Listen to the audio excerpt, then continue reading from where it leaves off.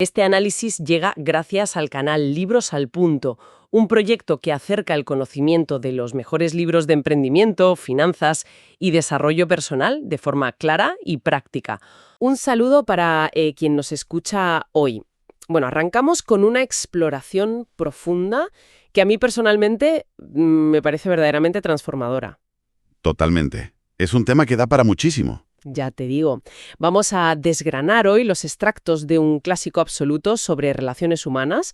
Hablamos de Cómo ganar amigos e influir sobre las personas, de Dale Carnegie.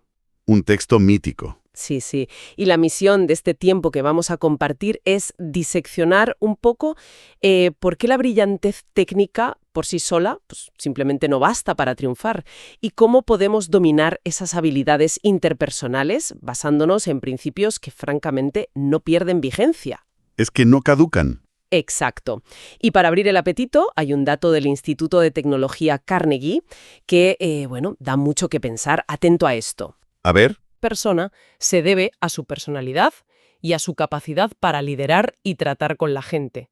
¡85%! Es una barbaridad. Mientras que solo el 15% corresponde al conocimiento técnico puro y duro. O sea, es un contraste brutal frente a esa idea que tenemos de que acumular títulos es la única vía al éxito. Es un dato muy revelador. Y lo fascinante de este material es que, su objetivo central no es enseñar tácticas de manipulación, ni mucho menos. Claro, claro. Se trata de algo mucho más profundo y analítico. Es comprender la naturaleza humana y ese deseo universal que todos compartimos de sentirnos importantes. Es una exploración de cómo funcionamos a nivel emocional, de nuestros mecanismos de defensa y de qué es lo que realmente nos mueve a actuar. Totalmente de acuerdo. Aunque antes de meternos de lleno, hay un detalle importante sobre el material que tenemos sobre la mesa y que me gustaría aclarar para quien está al otro lado escuchando. Sí, es un buen apunte. A lo largo del análisis vamos a mencionar a diversas figuras históricas y políticas que aparecen en los textos, desde Abraham Lincoln o Theodore Roosevelt hasta criminales muy notorios como Al Capone. Figuras muy polarizantes a veces. Eso es. Y queremos dejar clarísimo que abordaremos estas referencias de manera totalmente imparcial. Nos vamos a centrar exclusivamente en ilustrar los principios de comportamiento humano sin respaldar en ningún momento ninguna ideología política ni justificar las acciones de estas figuras. Es pura y simplemente un estudio del comportamiento. Eso es. Es una aclaración muy pertinente porque el comportamiento humano trasciende ideologías, épocas y profesiones. Las reacciones de un presidente o de un gángster ante una crítica nacen al final del mismo instinto básico de supervivencia emocional. Vale, pues vamos a desgranar esto por partes, si te parece.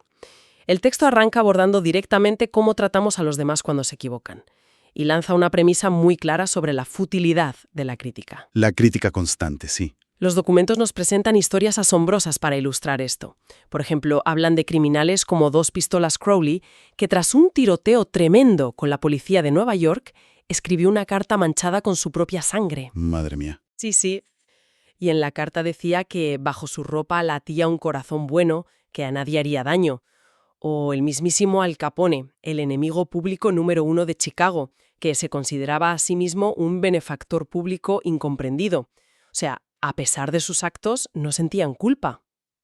Es que, si conectamos con el panorama general, nos damos cuenta del mecanismo psicológico que hay debajo. La crítica es inútil porque pone a las personas a la defensiva y hace que casi de manera automática traten de justificarse. Ya se pone en una coraza. Exacto. Además es sumamente peligrosa porque lastima el orgullo y despierta resentimiento. Si ni siquiera figuras como Al Capone se veían a sí mismas como los malos de la película, ¿qué podemos esperar del compañero de trabajo o del familiar al que criticamos en nuestro día a día? Es verdad. B.F. Skinner, el célebre psicólogo conductista, demostró mediante muchísimos experimentos que un animal recompensado por su buena conducta aprende mucho más rápido y retiene ese aprendizaje con más eficacia que un animal castigado por su mala conducta. ¡Qué interesante! Y estudios posteriores demostraron que lo mismo se aplica a nosotros, a los seres humanos. Espera, pero animal práctico, ¿cómo se aplica eso? Porque entiendo que lo de Capone era un caso extremo de autoengaño, pero si alguien de tu equipo comete un error flagrante que cuesta dinero o tiempo, ¿simplemente lo ignoras o cómo lo haces? Porque no puedes no decir nada. Claro, esa es la distinción fundamental. No se trata de ignorar el error, sino de cómo se gestiona el ego de la persona al corregirlo. La crítica ataca la identidad de la persona, la corrección constructiva aborda el proceso. Entiendo. Hay un ejemplo histórico en los textos que ilustra perfectamente el nivel de autocontrol necesario para esto. Hablamos de la carta que Abraham Lincoln le escribió al general Meade tras la decisiva batalla de Gettysburg. Uy, esa historia es fascinante. Vamos a contextualizarla un poco. Meade acababa de derrotar a las tropas de Lee. Y Lee estaba atrapado entre el ejército de Meade y un río Potomac que estaba desbordado por las lluvias. Era el momento perfecto. La oportunidad perfecta, sí, para poner fin a la guerra civil estadounidense ahí mismo. Entonces Lincoln ordenó a Meade atacar inmediatamente, sin convocar un consejo de guerra. Pero Meade hizo exactamente lo contrario. Dudó, convocó el consejo, se retrasó y las aguas bajaron, permitiendo que Lee escapara. Un desastre táctico. Lincoln estaba furioso. Escribió una carta durísima acusando a Meade de haber perdido una oportunidad de oro y de alargar la guerra. Pero lo que resulta verdaderamente revelador es que Lincoln nunca la envió. Apareció entre sus papeles después de su muerte. Fíjate, Lincoln se detuvo a pensar en las consecuencias. Sabía que enviar esa carta, por mucha razón que tuviera, solo serviría para que Meade se justificara, culpara al clima, se sintiera resentido e incluso quizás abandonara al ejército. Es que es muy humano eso. Lincoln entendió que la crítica destructiva, aunque estuviera justificadísima desde su perspectiva, no iba a cambiar el pasado y solo dañaría el futuro. Es una lección tremenda de regulación emocional. Totalmente. Y para llevarlo a un escenario de vida o muerte un poco más moderno, el material relata el caso de Bob Hoover, un famosísimo piloto de pruebas. Un día, volando de regreso a Los Ángeles, en un avión de hélice, los motores se apagaron en pleno vuelo. ¡Qué horror! Logró un aterrizaje de emergencia milagroso, pero el avión quedó destrozado. Y el motivo fue que el joven mecánico encargado del mantenimiento había llenado el depósito con combustible para reactores en lugar de gasolina de aviación. Tela. Imagina la tensión de ese momento.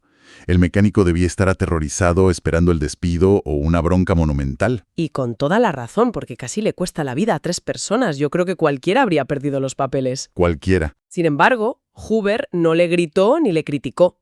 Se acercó al chico, que estaba llorando, le puso un brazo sobre los hombros y le dijo que, para demostrarle que estaba seguro de que nunca volvería a cometer ese error, quería que al día siguiente se encargara del mantenimiento de su avión principal, un F-51. Esa decisión es magistral. Hoover transformó el terror y la culpa del mecánico en una lealtad inquebrantable y en una atención al detalle absoluta. Al evitar la condena, salvó el orgullo del joven y garantizó un trabajo impecable para el futuro. Vale. Entonces, si la crítica y la condena son una especie de veneno para las relaciones humanas, ¿cuál es el antídoto? Porque los textos apuntan a algo mucho más activo que simplemente tragarse el enfado. Hablan de la apreciación sincera. Y aquí es donde entran las grandes teorías de la psicología. Sigmund Freud postulaba que todo lo que hacemos surge de 2 motivos, el impulso sexual y el deseo de ser grandes. Ajá. Y luego el filósofo John Dewey lo afinó un poco más, afirmando que el impulso más profundo de la naturaleza humana es el deseo de ser importante. Es una sed casi tan imperiosa como la necesidad de alimento o de sueño, pero que curiosamente muy rara vez se ve satisfecha en nuestro día a día. Es verdad. Y ese concepto de satisfacer la sed de importancia ajena explica el caso de Charles Schwab.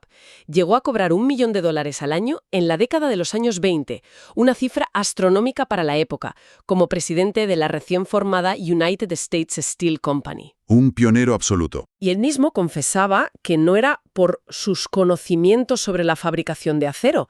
Tenía ingenieros a su cargo que sabían muchísimo más que él a nivel técnico. Su salario millonario se debía puramente a su capacidad para tratar con la gente, a su habilidad para despertar entusiasmo mediante el aprecio y el aliento.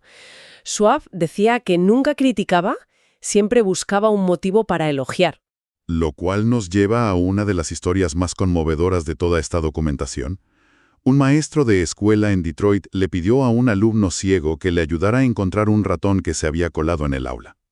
Y el maestro no lo hizo por lástima. No. Le dijo al niño que apreciaba profundamente el hecho de que la naturaleza le hubiera dotado de un oído prodigioso que nadie más en la clase poseía. Es que ese simple reconocimiento, ese acto de hacerle sentir que su ceguera venía acompañada de un don único e importante, cambió la trayectoria de la vida de ese niño.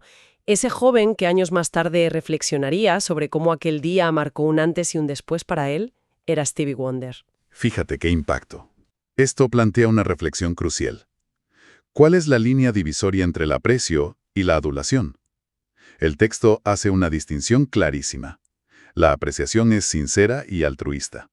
Procede del corazón. La adulación es falsa, egoísta y sale, como decimos habitualmente, de boquilla. Total. La adulación es como el dinero falso. Tarde o temprano te mete en problemas. La apreciación real requiere un esfuerzo cognitivo. Requiere dejar de pensar en uno mismo, en las propias preocupaciones, para buscar genuinamente las cualidades positivas del otro. Entendido. Y eso conecta de forma brillante con el siguiente gran concepto de los textos: cómo lograr que alguien haga algo. Usan una analogía que me parece muy visual. Hablan de ir a pescar. Dicen que a uno le pueden encantar las fresas con nata, pero que si vas a pescar no pones fresas con nata en el anzuelo. Tienes que cebar el anzuelo con lombrices, porque eso es lo que le gusta al pez. Claro. Suena súper obvio, pero parece que en las relaciones humanas hacemos exactamente lo contrario. Es una falta de empatía práctica. Cuando queremos que alguien haga algo, solemos argumentar desde lo que nosotros queremos. Si quieres influir en alguien, tienes que conectar tu objetivo con los propios deseos de esa persona. Tienes que despertar en el otro un deseo vehemente. El caso de Ralph Waldo Emerson, el gran ensayista estadounidense, es un ejemplo hasta cómico de esto. Estaba con su hijo intentando meter a un ternero en el establo. Emerson empujaba por detrás, el hijo tiraba del cuello por delante, forcejeaban, pero el animal se plantaba y no se movía. Solo pensaban en lo que ellos querían. Lógico. Y de repente llega una criada irlandesa. No era una intelectual como Emerson, pero entendía mejor la naturaleza. Metió un dedo en la boca del ternero para que lo chupara y así, respondiendo a lo que el animal deseaba, lo guió suavemente al establo. Es un ejemplo literal de utilizar el instinto del otro, pero se aplica igual en la comunicación humana. Andrew Carnegie, el magnate del acero, lo usó con sus sobrinos. Los chicos estaban en la universidad y no respondían a las cartas de su madre, lo que la tenía muy preocupada. ¡Ay, esa historia es buenísima! Carnegie apostó a que podía conseguir una respuesta a vuelta de correo sin siquiera pedirla directamente. Sí, su estrategia fue brillante. Les escribió una nota informal comentando cosas banales, pero al final añadió una postdata diciendo que les adjuntaba un billete de $5 a cada uno. El truco, por supuesto, es que no metió ningún billete en el sobre. Y tal como predijo, las respuestas llegaron de inmediato, agradeciendo la carta de su querido tío y mencionando el pequeño detalle de que el dinero no estaba. Había apelado a lo que ellos querían. Y no solo sirve para magnates o universitarios. El material menciona a un padre de familia cuyo hijo pequeño Tim se negaba en rotundo a ir a la guardería el primer día. Lloraba y patareaba. En lugar de arrastrarlo por la fuerza o reñirle, el padre se paró a pensar qué cosas le gustaban a Tim. Empezó a pintar con los dedos en la mesa de la cocina junto a su esposa. ¡Qué astuto! Cuando el niño quiso participar le dijeron, «Oh no, para pintar con los dedos hay que ir a la guardería para aprender cómo se hace». Al día siguiente el niño estaba el primero en el coche impaciente por ir. El padre conectó el objetivo familiar con el interés particular del niño. Entonces, viendo el tremendo poder de enfocar las cosas desde la perspectiva del otro, ¿cómo llevamos esto a un nivel más general para agradar y conectar con la gente rápidamente? El análisis detalla varias vías para lograrlo. La primera es interesarse genuinamente por los demás. Cierto. Y para ilustrarlo, el autor menciona a un perro llamado Tipi. Argumenta que el perro es el único animal que no tiene que trabajar para ganarse el sustento. La gallina tiene que poner huevos, la vaca dar leche, pero el perro se gana la vida simplemente demostrando una alegría desbordante y un cariño genuino hacia su dueño. Es un reflejo de lo que buscamos en los demás. La compañía telefónica de Nueva York realizó un estudio muy exhaustivo de las conversaciones telefónicas para averiguar qué palabra se usaba con más frecuencia. Analizaron 500 llamadas. Ya me imagino el resultado. La palabra ganadora, sin sorpresa alguna, fue el pronombre personal de primera persona, yo. Se usó miles de veces. Esto revela nuestro inmenso egocentrismo. Por tanto, quien logre apartar ese yo y se interese auténticamente por sus semejantes, destacará de inmediato. Ese fue el secreto del famoso mago Howard Thurston, ¿verdad? Según los textos, durante su carrera, viajó por todo el mundo y ganó millones de dólares. Cuando le preguntaron por su secreto, dejó claro que no era su superioridad técnica en la prestidigitación. Había cientos de libros sobre trucos. Su diferenciador clave era su actitud hacia la audiencia. Exactamente. Thurston contaba que muchos magos miraban al público y pensaban para sus adentros, vaya atajo de tontos, los voy a engañar fácilmente. Pero el enfoque de Thurston era radicalmente distinto. Antes de pisar el escenario se repetía mentalmente, una y otra vez, adoro a mi público. Estoy muy agradecido de que esta gente haya venido a verme. ¡Qué cambio de paradigma! Ese interés y gratitud genuinos, esa predisposición mental, cruzaban el escenario y se percibían, generando una conexión inmediata. Adoro a mi público. Es una mentalidad que se puede aplicar antes de entrar a una reunión de trabajo o a una cena familiar. Y esto nos lleva a algo físico y muy directo, la sonrisa. Pero el texto hace hincapié en que no hablamos de una sonrisa mecánica o de compromiso. Hablemos de una sonrisa real que ilumine la cara. La base psicológica de esto se apoya en la teoría del psicólogo y filósofo William James. Solemos pensar que primero sentimos una emoción, como la alegría, y luego sonreímos. Lo normal. Pero James sostenía que la acción y el sentimiento van de la mano. Como la acción, es decir, el movimiento físico, está más bajo nuestro control directo que la emoción, si regulamos deliberadamente nuestra acción, podemos regular nuestro sentimiento. En resumen, proceder con alegría y sonreír voluntariamente puede hacernos sentir auténtica alegría. Esto tuvo un impacto enorme. En un corredor de bolsa llamado Steinhardt, que aparece en los documentos, era un hombre bastante amargado, que apenas intercambiaba palabras con su esposa y tenía un trato muy áspero. Decidió hacer un experimento y obligarse a sonreír. ¿Un experimento radical? Empezó saludando al portero de su edificio con una sonrisa, luego al taquillero en el metro y a sus colegas en el parqué de la bolsa. El resultado fue que la gente empezó a devolverle la sonrisa.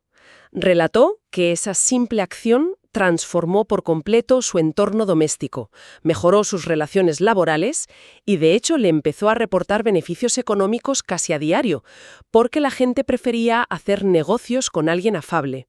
Y fíjate que una sonrisa genuina tiene tanto poder que se transmite incluso cuando no hay contacto visual.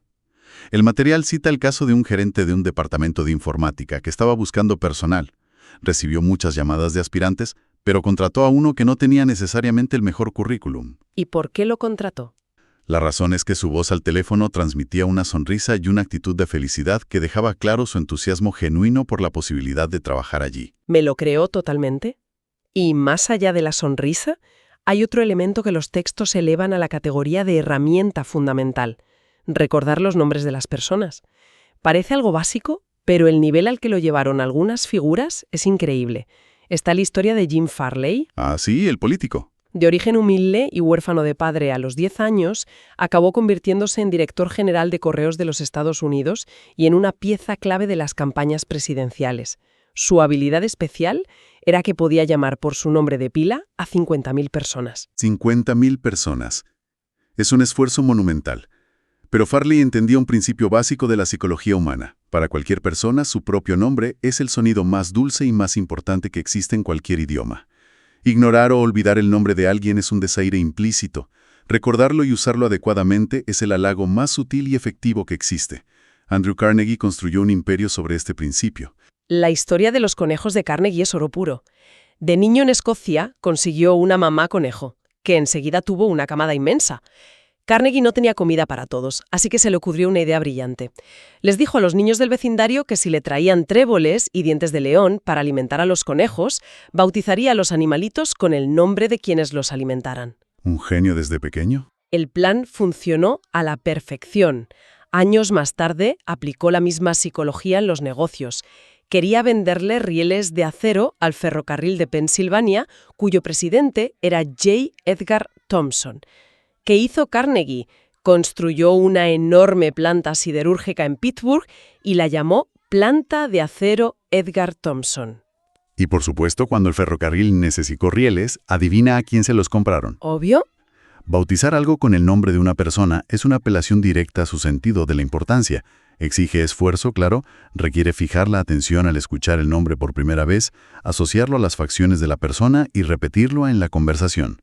pero los dividendos en las relaciones son incalculables. Has mencionado la importancia de fijar la atención y escuchar, y esa es precisamente otra de las vías clave: animar a los demás a hablar de sí mismos. Hay una anécdota del autor en una cena donde conoció a un eminente botánico. El autor confiesa que apenas abrió la boca durante horas, se limitó a escuchar fascinado todo lo que el botánico le contaba sobre plantas exóticas y experimentos. ¿Ya sé a dónde vas?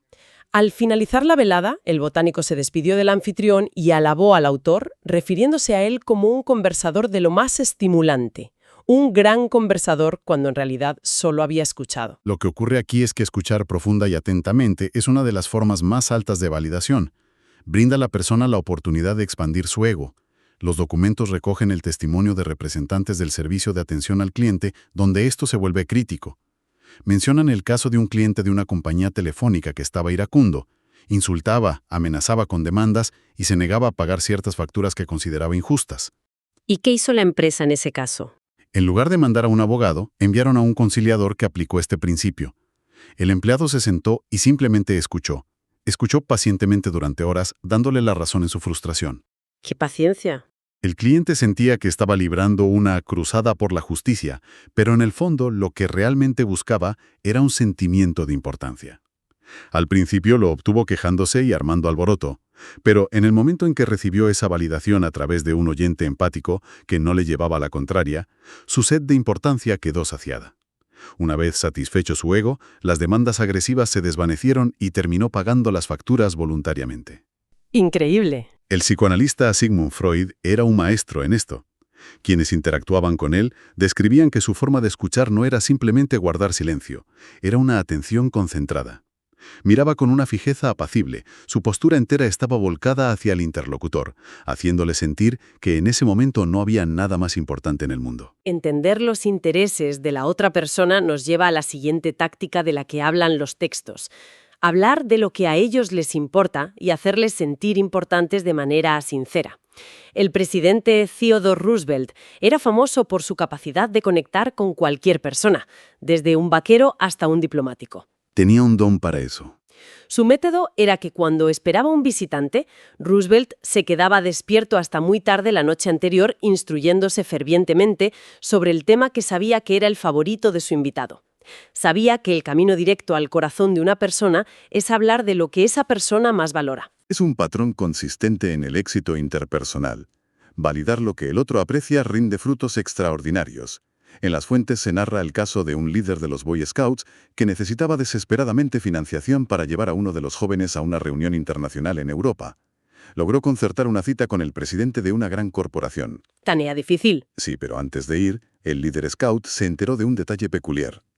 Ese ejecutivo había extendido una vez un cheque por $1 millón y al ser cancelado lo habían marcado. ¿Qué pista más buena sobre de qué se sentía orgulloso? Así que en cuanto el líder Scout entró en la oficina del ejecutivo, no empezó a pedir dinero. Lo primero que hizo fue pedirle ver ese famoso cheque de $1 millón. Le dijo que quería poder contar a los chicos que había visto un cheque real por esa cantidad. Le dio en el ego, totalmente. El ejecutivo, fascinado de que alguien compartiera su entusiasmo por ese hito, estuvo un buen rato mostrándolo y contando la historia de cómo lo emitió. El líder del Scout validó el logro del ejecutivo. Y fíjate en el resultado. Sin que el líder tuviera siquiera que exponer su argumento principal, el propio ejecutivo preguntó para qué necesitaba la financiación. Y no solo eso, terminó pagando el viaje no de uno, sino de varios niños, e incluso viajó con ellos a París. Todo esto ocurrió porque primero se le hizo sentir importante en su propio terreno. Ese enfoque me recuerda también a la historia de George Eastman, el magnate fundador de Kodak. Un fabricante de butacas estaba tratando de conseguir el contrato para instalar los asientos en un gran teatro que Eastman estaba construyendo. Sabía que Eastman estaba muy ocupado y era difícil de impresionar. Sí, era un hombre duro en los negocios. Pues cuando el fabricante entró en su despacho, en lugar de sacar el catálogo de butacas, admiró sinceramente el despacho de Eastman. Y no cualquier cosa, se fijó en unas sillas de madera muy particulares. Eastman, con los ojos iluminados, confesó que él mismo las había pintado y pasó 15 minutos hablando de cómo había mezclado los colores. El fabricante consiguió un contrato de $90.000 porque supo ver y admirar lo que era importante para Eastman. Es una lección vital. Si solo hablamos de nuestros productos o nuestras necesidades, somos uno más. Si hablamos de sus pasiones, nos convertimos en alguien digno de su confianza. Todo esto suena muy bien cuando queremos agradar a alguien, pero ¿qué ocurre en un escenario de conflicto? Porque el material entra de lleno en este terreno y lanza una premisa que choca frontalmente con nuestra cultura del debate. La única forma de salir ganando de una discusión es evitándola. Una afirmación muy potente. Se narra el caso de un autor que asistió a un banquete en Londres. Su compañero de mesa citó una frase afirmando que era de la Biblia. El autor, queriendo demostrar sus conocimientos, le corrigió públicamente señalando que la frase era de William Shakespeare. El hombre se ofendió, insistió en que era de la Biblia y la tensión escaló. Innecesario totalmente. El autor se giró hacia un experto en Shakespeare que estaba sentado a su lado para que desempatara.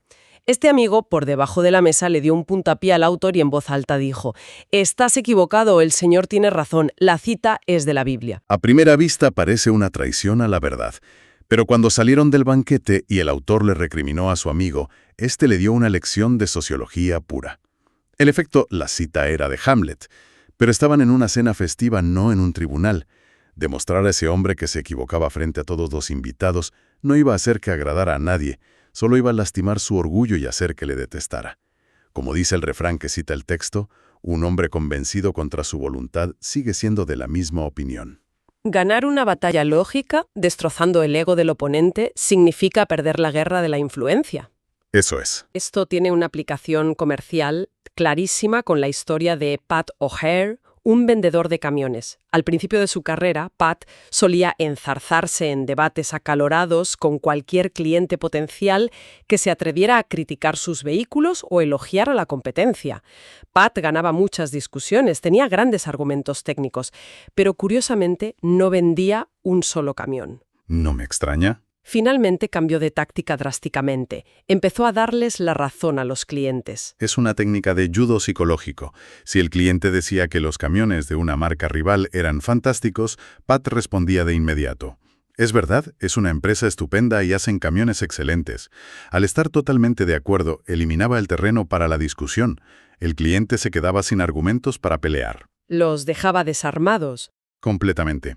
Y una vez que la guardia del cliente bajaba, Pat podía empezar suavemente a hablar de las virtudes de su propio camión sin generar ninguna resistencia. Para lograr evitar esas discusiones hay que lidiar con la otra gran regla: jamás decirle a una persona de frente que está equivocada. Benjamin Franklin, que fue uno de los diplomáticos más hábiles de la historia, tuvo que aprender esto a las malas. En su juventud era tan brillante pero tan dogmático y arrogante con sus opiniones que un viejo amigo le advirtió que su actitud era insoportable y que nadie quería estar cerca de él. Un golpe de realidad. Franklin, dándose cuenta de que su inteligencia le estaba aislando, decidió hacer un cambio radical en su forma de hablar. Franklin decidió eliminar de su vocabulario cualquier palabra que denotara una opinión fija e inamovible, como indudablemente, por cierto, o sin duda alguna. La sustituyó por expresiones como concibo, creo, imagino, o la más poderosa de todas, quizá me equivoque. ¡Qué buena! Al admitir la posibilidad de error desde el principio, desarmaba a sus oponentes y lograba que escucharan sus ideas con mucha menos hostilidad. Ese quizá me equivoque es una herramienta que desarma por completo a cualquiera. En el material se cuenta el caso de un inspector de maderas que estaba rechazando un cargamento entero de una empresa, argumentando que no cumplía con los estándares de calidad. Y estaba costando mucho dinero. Claro. El representante de ventas fue a los muelles, pero en lugar de decirle «te equivocas» o discutir agresivamente las reglas de clasificación, se puso a su lado. Fingió ignorancia y le pidió que, por favor, le enseñara cuál era el criterio exacto que estaba usando para descartar las piezas. Al hacer preguntas en lugar de emitir juicios, salvó el orgullo del inspector. Le hizo sentir como una figura de autoridad que estaba instruyendo a un novato en lugar de un rival en una disputa comercial. Exacto. Poco a poco, a medida que el inspector explicaba sus motivos, se fue dando cuenta por sí mismo de que tal vez estaba aplicando una norma equivocada para ese tipo específico de madera blanca. Y como el vendedor no lo había arrinconado, el inspector pudo rectificar sin perder prestigio frente a sus operarios, terminando por aceptar todo el cargamento. Y esto nos conecta con una teoría fundamental de la psicología, ¿verdad? Así es. El eminente psicólogo Carl Rogers profundizó mucho en esto. Su enfoque se basaba en la necesidad de comprender antes de evaluar. Señalaba que nuestra primera reacción natural ante una afirmación ajena suele ser evaluarla desde nuestro propio prisma. Pensamos inmediatamente si es correcta o incorrecta en lugar de intentar comprender el significado emocional que tiene para quien la pronuncia. Claro, es lo típico que nos pasa hoy en día en cualquier reunión o charla informal. Alguien nos está contando algo y en lugar de escuchar realmente para entender su punto de vista, ya estamos redactando nuestro brillante contraargumento en la cabeza. Esa es la definición perfecta de no escuchar. Al suspender el juicio por un momento, al evitar la tentación de decir «te equivocas», abrimos un puente de comunicación real donde la otra persona se siente lo suficientemente segura como para quizá replantearse sus propias posturas. Entonces, si intentamos condensar un poco todo este análisis exhaustivo que hemos hecho de estas fuentes, vemos un hilo conductor que desafía lo que solemos pensar sobre nosotros mismos. El núcleo de todo este material es que nos encanta pensar que el ser humano es una criatura lógica, pero la realidad es que somos criaturas profundamente emocionales. Estamos impulsados por el orgullo, por los prejuicios y sobre todo por la vanidad. Somos vanidosos por naturaleza. Lo somos. El éxito en cualquier tipo de relación interpersonal radica en la capacidad de silenciar temporalmente nuestro propio ego. Se trata de escuchar activamente para comprender, interesarnos de forma genuina por los demás, usar algo tan personal como sus nombres y alinear nuestros objetivos con sus propios intereses en lugar de intentar imponer nuestra voluntad por la fuerza de la lógica o la crítica. Y para quien nos escucha, la relevancia práctica de esto estoy convencida de que es inmensa. Estas no son teorías de salón o historias antiguas. Son herramientas tangibles. Pueden transformar por completo una negociación estancada en la oficina, resolver una disputa con un cliente enfadado o sanar una relación familiar que lleva años tensa. Sin duda. Pero como advierten los propios textos que hemos desgranado, el conocimiento intelectual de esto no sirve de nada si se queda en el papel.